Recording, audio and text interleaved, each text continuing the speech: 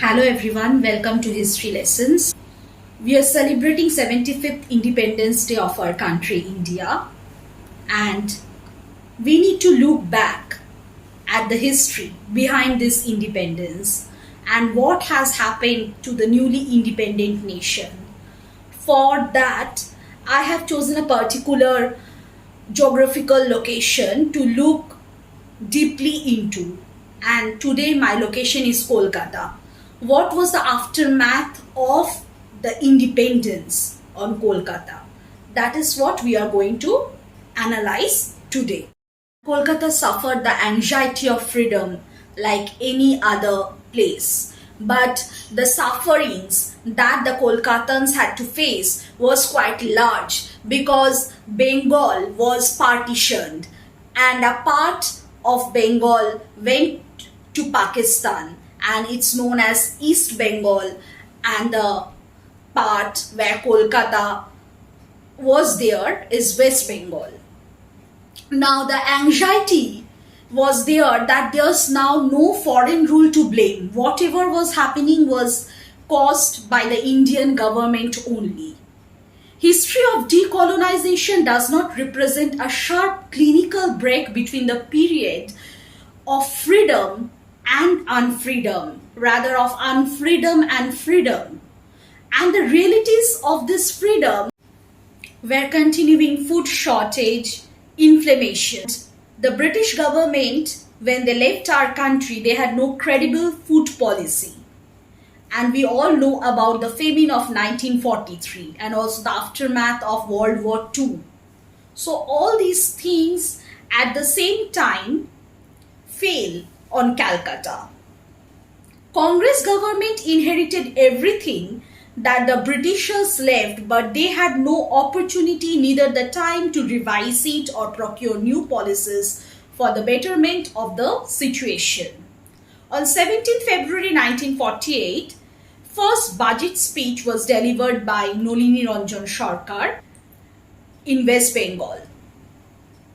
And the problem was that there was less land for cultivation in West Bengal, whereas the land which is suitable for cultivation was inherited by Bangladesh. And there was the problem of influx of refugees. Rampant corruption was there all over. 86.8% rise in average prices from June 1947 to June 1948. And then there were a group of hoarders as well.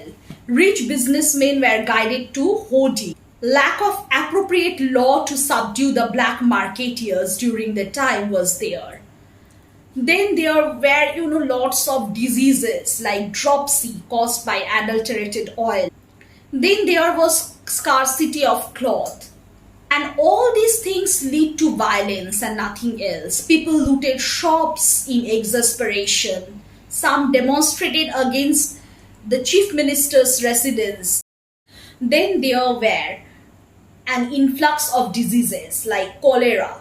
Epidemic of cholera broke out. And there were several reasons behind these. The reasons were that there was a huge influx of the refugees. The population of Kolkata increased by 3 times, 300% increase in population. But what happened to the clean drinking water supply? Water supply increased only 10 times. So there was no proper water supply. And if we read the newspapers of those times, then we get a very pitiful picture of the refugees and their fate, but that's beyond the scope of today's lecture. Therefore, we are not going to deep into that, but one image that I have in my mind that I would like to narrate is that it has been narrated, it has been published rather in the newspaper, where it has been described the pitiful state of Hindu minorities coming from East Pakistan to Kolkata and how they are living their life in Shialda station. They are cooking food just behind latrines which are unclean for even 10 days, 20 days. A cholera patient is lying just beside a very healthy child, a little baby. So there is this huge chance of contamination, and it was happening. And on April 1948, outbreak of plague started in North Kolkata and Central Kolkata. Then spread of smallpox. All these diseases were killing huge population, and it's not only killing them, but it's creating a lot of problem, and government has no measures, no proper guidance to control and curb all these. And the reason behind this fate of the population is partition. Why? Because there is this influx of people to India, to Kolkata especially, because we know that 22% of the people of West Bengal, they are living in towns, whereas only 4% of people of Bangladesh, they are living in town. And whoever are coming from Bangladesh are settling in the urban areas only, and especially in Kolkata, because they thought that there will be more opportunities in terms of employment and livelihood in the urban areas. But what they faced is poor fate only, bad fortune only, because there was this huge unemployment. And the whole partition was envisioned by Radcliffe, and he had no idea about the geographical location of the states and how impossible it was to divide a country like this. And this way, what happened? Bangladesh gained more arable lands, and West Bengal inherited a lot of industries. But all these industries owners, majority of these industries owners were the Europeans. And what Bengalis thought during the day was that once there will be freedom, once freedom declared, they will inherit these properties, or they will have more employment opportunities. But when they did not see things like that happening, they grew resentment against the European supervisors and engineers, and they were attacked time and again. European women were drenched with colors on Holi, which had never happened before. Joys of freedom soon disappear, for the new citizens face the hard realities of free India. In 1946, it was recorded that employed factory workers in Kolkata was higher than that of in Bombay. But in 1951, it totally changed, and in 1956, it changed once more, and there was worse condition in Kolkata. There was large-scale agitation, and the conventional colonial tools for discipline were lathi charge and tear gas.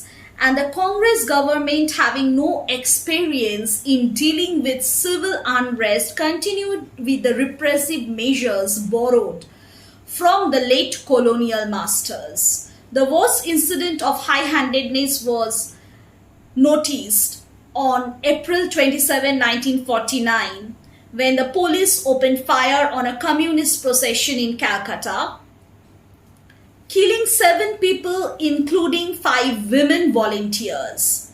Calcutta hereafter burst into flames, recording violent incidents described in police intelligence reports as CPI outrages.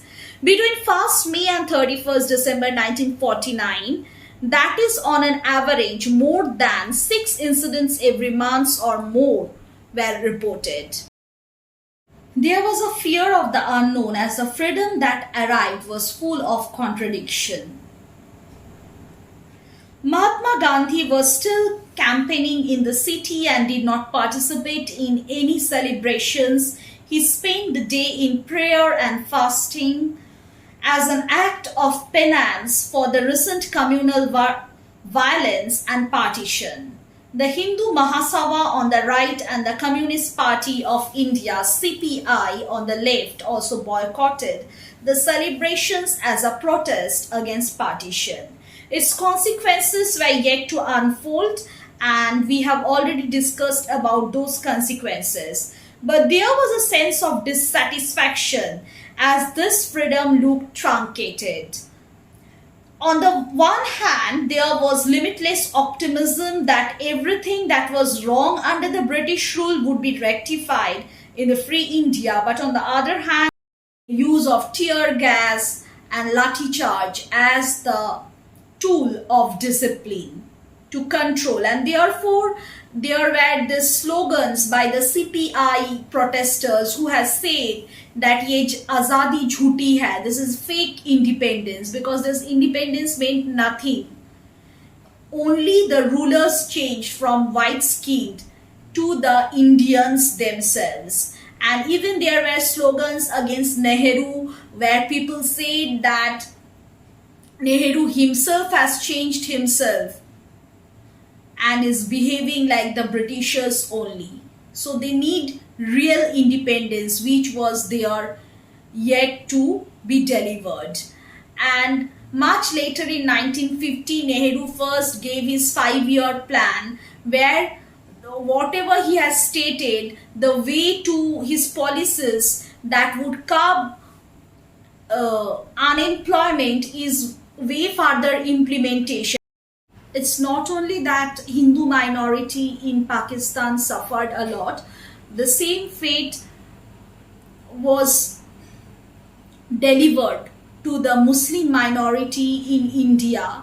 And this happened that many workers of jute mills, those who stayed in West Bengal, were looted, and therefore for their safety they thought about leaving the country and moving back to Pakistan, and which led to the closures of jute mill because there were no sufficient skillful labor during the day, and which in turn adversely affected the economy once again.